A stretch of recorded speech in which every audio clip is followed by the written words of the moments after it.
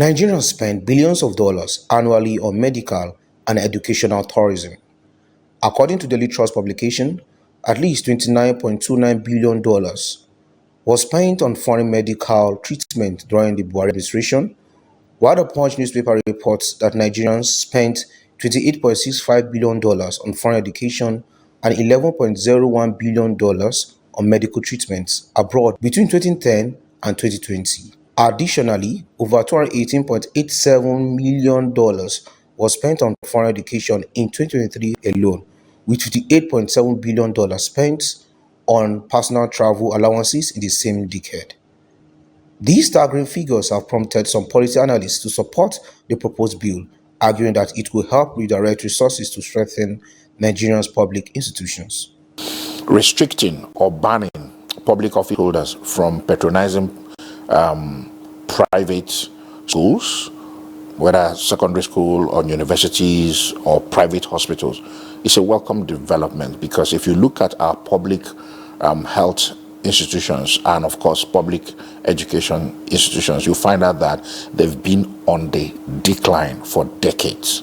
But I believe that as we are also looking at banning these public officers from using the private institutions, we should also make effort to improve the public institutions. If they can push through a law like this that requires public servants, political office holders, to use those same educational and health institutions that the rest of Nigerians have been using, and they do not have that freedom to send their children to schools abroad and to just kind of circumvent the very social services that they are providing for the citizens.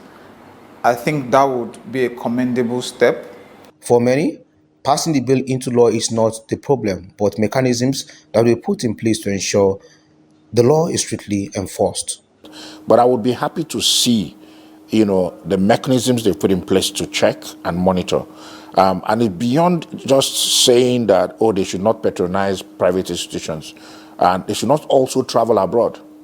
It must be clearly stated that they should not travel abroad, and it should start with the President of the Federal Republic of Nigeria.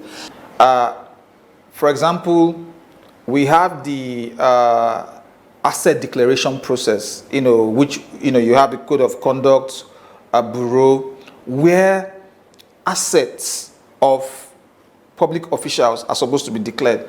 You have a whistleblower policy. You have a lot of such accountability mechanisms that can be used to monitor this. And there are even citizen groups that can work with the government to show the way in terms of how this should be implemented. Among FCT residents, opinions are divided, as some supported the bill while others expressed skepticism. I don't think that law will hold water, because their own children are going to private university and private secondary school.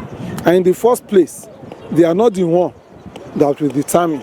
It is not left for civil servants to cut their cloth according to their size. Yes, of course, it's a good one, because those politicians, they are just taking their children abroad. Maybe we are here schooling, a strike. You will spend almost 8 to 10 years in university without graduating. Then their children are just there 3 years, 2 years. They have graduated, and they will come back to the nation, give them big office. According to Representative Amobi Godwin Oga, the bill seeks to eliminate conflicts of interest and restore public trust in government-run institutions. By ensuring that public officials and their families rely on public services, the law aims to improve the quality and integrity of public education and healthcare. Noel Samson, Trust TV News, Abuja.